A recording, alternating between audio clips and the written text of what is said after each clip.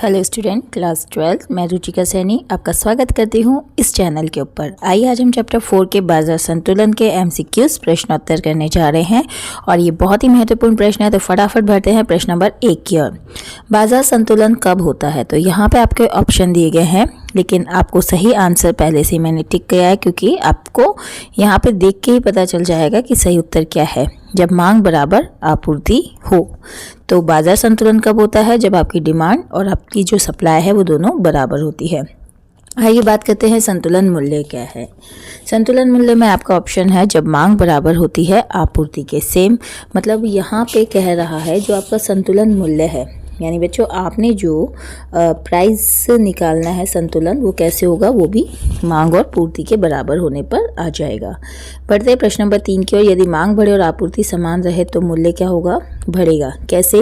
देखिए मैं यहाँ बताती हूँ, यदि आपकी जो डिमांड है वो बढ़ रही है और आपको जो आपूर्ति है वो अगर समान रह रही है, जैसे मान लो डिमांड है किसी 20 बिस्किट के पैकेट की, लेकिन जो सप्लाई है वो अभी तक सिर्फ 15 ही हो रही है, तो ऐसे समय में हम देखते हैं कि जो रेट्स है, क्योंकि मांग ज़्यादा है, चीज़ें कम है, तो वही लोग खरीद पाएंगे जिनके पास पैसा है, तो रेट्स बढ़ा देते हैं दुकानदार। तो यहाँ पे मांग बढ़े और आपूर्ति समान रहे तो कीमत बढ़ जाती है। इसके बाद यदि आपूर्ति बढ़े और मांग समान रहे। आइए अब बात करते हैं जब आपूर्ति यानी कि जब सप्लाई ज़्यादा हो जाती है। मान लीजिए सप्लाई 20 बिस्किट्स की है और मांग जो है यानी डिमांड आपकी 15 बिस्किट्स की है, तो मूल्य क्या होगा? मूल्य घटेगा, क्योंकि आपूर्ति ज़्यादा हो जाती है तो अपने आप ही मूल्य घटने लगता है, क्योंकि चीज़ें बाज़ार में बहुत सारी है।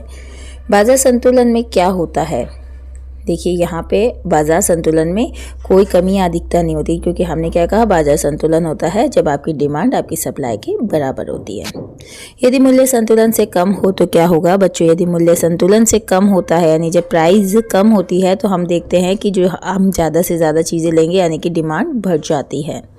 इसके बाद हम देखते हैं यदि मूल्य, चलते हम बात करते हैं कि यदि मूल्य संतुलन से अधिक हो तो क्या होगा। जाहिर सी बात है जब मूल्य संतुलन से अधिक हो जाएगा, महंगाई बढ़ जाएगी, महंगाई बढ़ जाएगी तो डिमांड कम हो जाएगी, और डिमांड कम हो जाएगी क्यों? तो यहाँ पे अपने आप ही अर्थव्यवस्था में आपूर्ति बढ़ने लगेगी। देखो आपूर्ति बढ़ रही लेकिन प्राइस बढ़ने से डिमांड कम हो रही है, तो ऐसी स्थिति में एक अदृश्य हाथ काम करेगा और आपूर्ति को वापस कम कर देगा। तो चलिए आगे चलते हैं। अधिक मांग की स्थिति में मूल्य। देखिए जब भी एक्सेस डिमांड होती है, आप ज़्यादा मांग करते हैं तो किसी भी चीज़ का मूल्य क्या हो जाता है? बढ़ जाता है। आइए आगे बढ़ते हैं। अधिक आपूर्ति की स्थिति में मूल्य क्या हो जाएगा? और अगर आपूर्ति ज़्यादा हो रही है तो मूल्य क्या हो जाता है? अपने आप ही घट जाता है। मार्केट में बहुत ज़्यादा वो वस्तु है तो उसकी प्राइस अपने आप ही कम हो जाती है। नेक्स्ट, संतुलन बिंदु कहाँ होता है? जैसा कि हम बार बार पढ़ चुके हैं कि संतुलन बिंदु जहाँ दोनों मिलते हैं। अब जहाँ दोनों कौन मिलते हैं? डिमांड और सप्लाई दोनों मिल जाते हैं, संतुलित हो जाते हैं। तो यहाँ एक ग्राफ बना लेते हैं। यहाँ पे अगर मैं पूर्ति का ग्राफ इस तरीके से बनाऊं और डिमांड का ग्राफ इस तरीके से बनाऊं, तो ये जो जहाँ पे डिमांड और सप्लाई मिल रही है, जिसे हम पॉइंट ए का नाम दे देते हैं, ये आपका जहाँ दोनों मिलते हैं संतुलन बिंदु कहलाता है।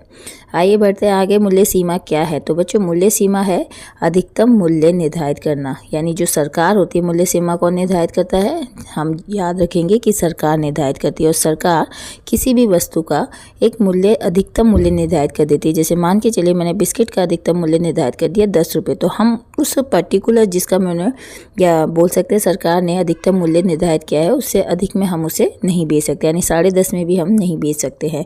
तो अधिकतम मूल्य सरकार के द्वारा निर्धारित किया जाता है, और वो भी ऐसी वस्तुओं के लिए जो वस्तुएं आवश्यक होती है, ताकि ऐसी वस्तुएं सभी को मिल सके।